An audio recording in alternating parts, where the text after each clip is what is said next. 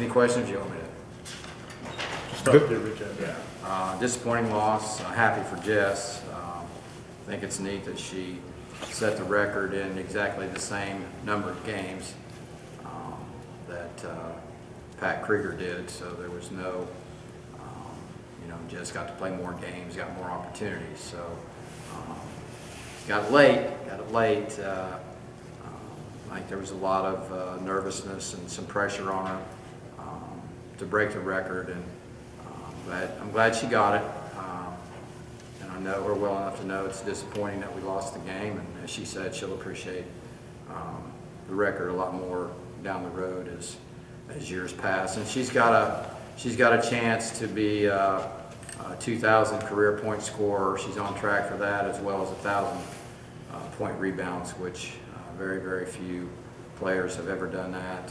And tonight was her 58th, I think, double-double, which I think broke a tie for 30th all-time in women's basketball history. So she's with some really high-quality company, and as she moves up the charts, and it's been very fortunate to have coached her.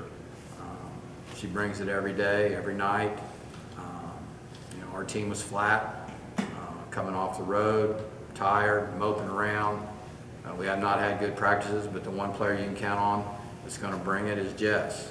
And it's too bad we didn't have more following her example this week, and that was reflected somewhat in how we performed tonight. I tend to believe you play like you practice, and we have not had good practices this week, but Jess has, and that's a coach can't ask for more than that.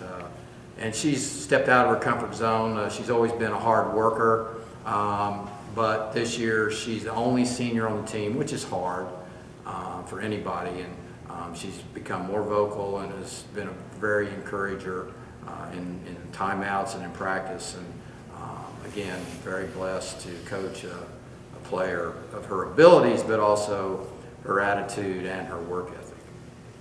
Coach, continuing on about what you just said, let's talk about the balance of what Jessica has meant to the program over the time she's been here.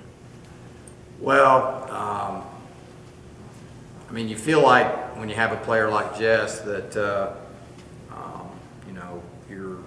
you got a chance in most games, and I'm disappointed that we haven't helped her a little bit with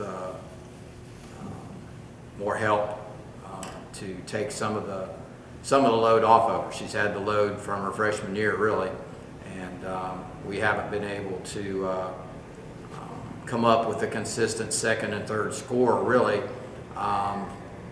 since her freshman year. So that's even more incredible to me, what she's done, and the fact that she's played two positions, small forward, power forward. Those are two totally different positions, and yet she still maintains, she's rebounding at an all-time high clip, and most recently we've had to move her back to the 4 spot because of some matchups and starting lineups, and she just clicks right in, and we don't have to worry about her knowing the plays from both spots, even though she hadn't had many reps at the 4. She did that as a freshman, and not a lot of players can do that. So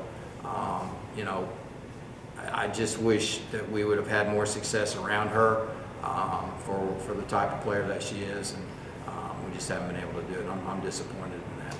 That's partly my fault. Moving forward with the rest of the conference moving down the line. I don't even want to think about it. Okay, but it's facing you. Though. We knew we could lose these 3. These were the 3 teams: ECU, Charlotte, and Tulane. A week ago, we were all sitting at 3-1, and we haven't won a game since. Tulane is a solid team. Lisa Stockton does a tremendous coaching job, and our team that we play Saturday lost at Tulane in overtime in a game they should have won. A game they led almost the whole game. They go to UTEP and have a 23-point lead in the second half and lose by 1. Tremendously talented team, the best point guard in the league, very athletic. So, it'll be a tremendous challenge Saturday for our team. We had some matchup problems tonight. We have matchup problems against Southern Miss. And then we go to Middle Tennessee, who's sitting there undefeated. So, you know, this league's very balanced. The conference tournament should be very interesting.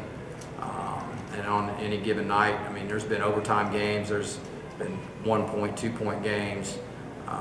So it's very balanced. And our margin of error is not very, very big. We're struggling to shoot the basketball. It's our third straight game under 35%. That makes it tough. We were terrible at the free throw line in the first half, 7 of 15. You know, we're hurting ourselves in areas that, you know, you should be able to. I mean, we're a better free throw shooting team than that, but our kids get nervous. They start getting mental, and that's hurting us. And like I said, our margin of error, we defense Tulane pretty darn well, but the few times we made mistakes, they made you pay.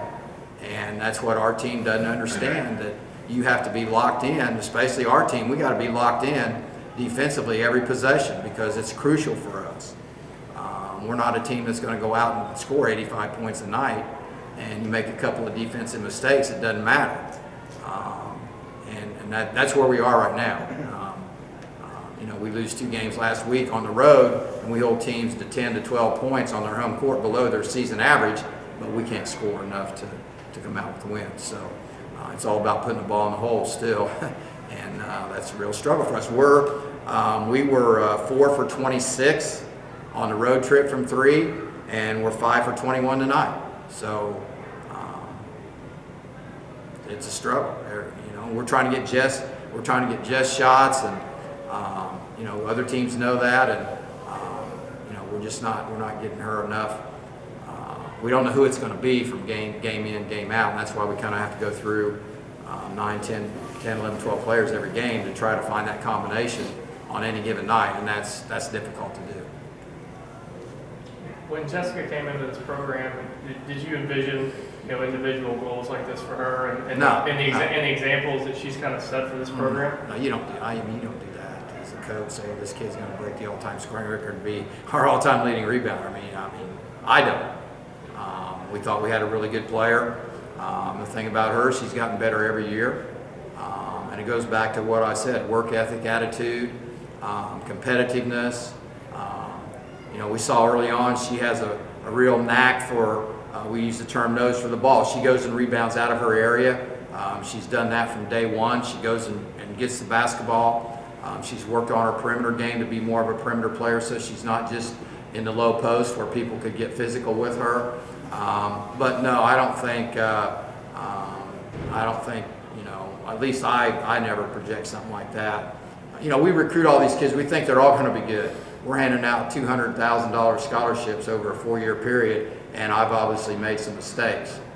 It's not a guaranteed science, and every player we bring in here, we think, hey, she's going to really be a good player for us. And the Jesses are very rare, obviously, but I'm very happy that she came here, and she's left a legacy and a mark on the basketball program that will always be remembered.